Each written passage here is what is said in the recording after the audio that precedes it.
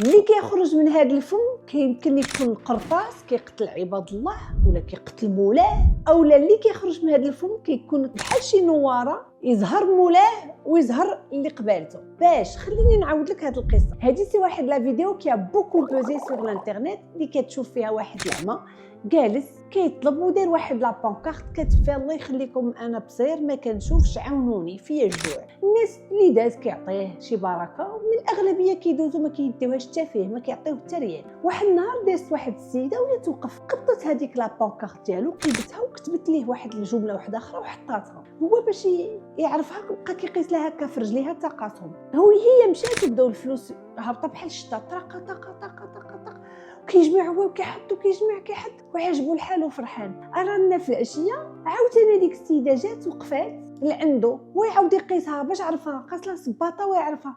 قال لها شي ما فهمتش، راه واحد المعجزه وقعت لي هذا النهار. اشنو كتبتي في هذيك لا بانكارت ديالي؟ هي شنو كتبات له اليوم نهار غزال ومشمش، مع كامل الاسف انا عمى ما يمكنليش نشوف.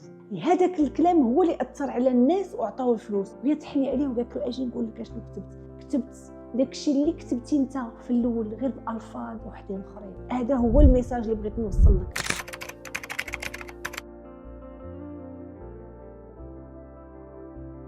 الحوايج اللي كتبغي تقولهم الا بقيتي حارس على كيفاش غتقولهم كيمكن لك تجيب معجزات الحياه، اولا كيمكن لك بحال شي واحد قابط شي كلاشنيكوف وقال كتدمر الناس واخطرها كتدمر راسك. دابا كانت معاكم ناهيد رشاد، هذا هو الله يحفظكم.